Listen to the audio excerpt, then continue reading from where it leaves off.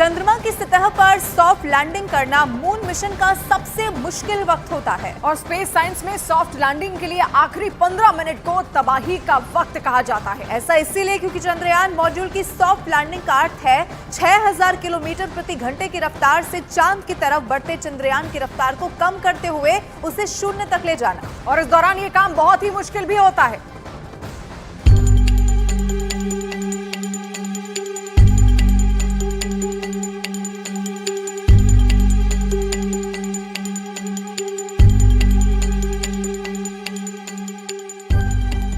चंद्रयान 3 की landing site भी चंद्रयान 2 जैसी ही है। इस बार भी लैंडिंग साइट चांद का दक्षिणी ध्रुव का इलाका है, चंद्रमा के दक्षिणी ध्रुव के पास 70 डिग्री अक्षांश पर। लेकिन इस बार लैंडिंग साइट का दायरा बढ़ा दिया गया है।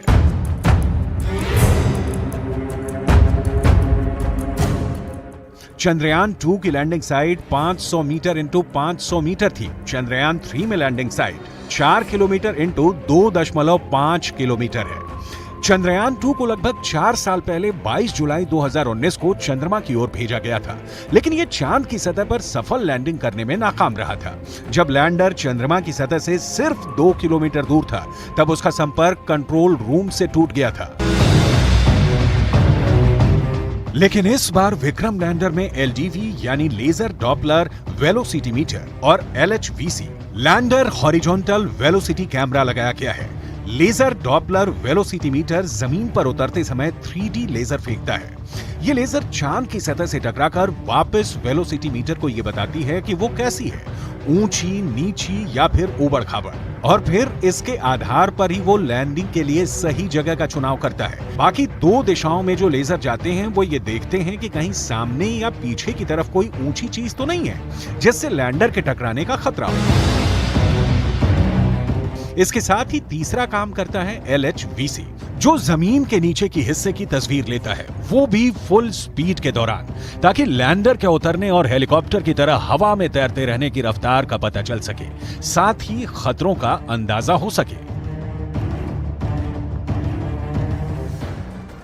विक्रम लैंडर और प्रज्ञान रोवर को चंद्रमा काफी करीब अब पहुंचाने में सबसे बड़ी भूमिका चंद्रयान 3 के प्रोपल्शन मॉड्यूल की है। आपको ये भी बता दें, वो प्रोपल्शन मॉड्यूल ही है जो लैंडर और रोवर को चंद्रमा की कक्षा तक ले गया। लेकिन कमाल की बात देखिए, ये खुद चंद्रमा की सतह पर उतरने के बजाय दूर से ही चंद्रमा पर हो रही हर हलचल पर नजर बनाए रखेगा।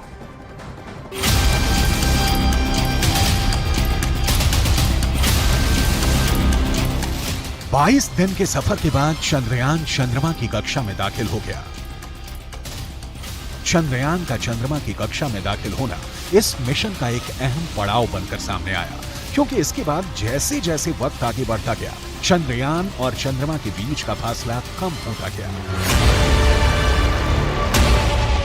चंद्रयान चंद्रमा की कक्षा में प्रवेश के बाद अंडाकार कक्षा में घूमने लगा, एक ऐसे अंडाकार कक्षा में जहां उसकी चांद से सबसे कम दूरी 170 किलोमीटर और सबसे ज्यादा दूरी 4313 किलोमीटर थी। धीरे धीरे ये दूरी कम होती चली गई। लैंडिंग से पहले चंद्रयान ने 4 बार अपनी कक्षा को बदला और फिर 100 किलोमीटर इंटू 100 किलोमीटर की गोलाकार कक्षा में पहुंच गया।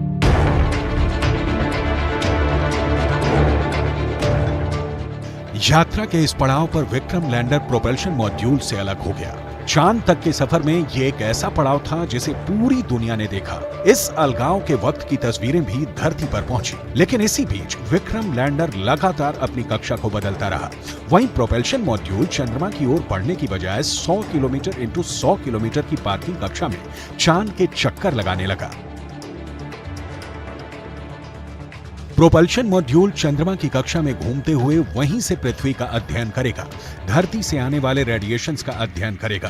प्रोपल्शन मॉड्यूल के जरिए इसरो पता लगाएगा कि चांद की सतह पर कैसे भूकंप आते हैं। ये चंद्रमा की मिट्टी का भी अध्ययन करेगा। साथ ही साथ प्रोपल्शन मॉड्यूल चंद्रमा के ऑर्बिट में लैंडर और रोवर के संपर्क बनाए रखने के लिए चक्कर लगाता रहेगा। प्रोपल्शन मॉड्यूल का काम कुछ वैसा ही है जैसे चंद्रयान 2 में ऑर्बिटर का था। इस बार इसरो ने ऑर्बिटर को नहीं भेजने का फैसला लिया और उसकी जगह स्वदेशी प्रोपल्शन मॉड्यूल को चांद के पास भेजा। प्रोपल्शन मॉड्यूल में एस बैंड ट्रांसपॉन्डर भी लगा है, जिसका सीधा संपर्क इंडियन डीप स्पेस नेटवर्क के पास रहेगा। यानी जो सिग्नल लैंडर रोवर से मिलेगा उसे एस बैंड ट्रांसपोंडर भारत को भेजेगा। प्रोपल्शन मॉड्यूल में लगे ट्रांसपोंडरों की उम्र तकरीबन 3 से 6 महीने की रहेगी। इसका मतलब है कि ये 3 से 6 महीने तक रोवर से मिले सिग्नल को भारत तक भेजता रहेगा और चांद की कक्षा से चंद्रमा के साथ साथ पृथ्वी की जानकारी भी इसरो तक पहुंचाता रहेगा।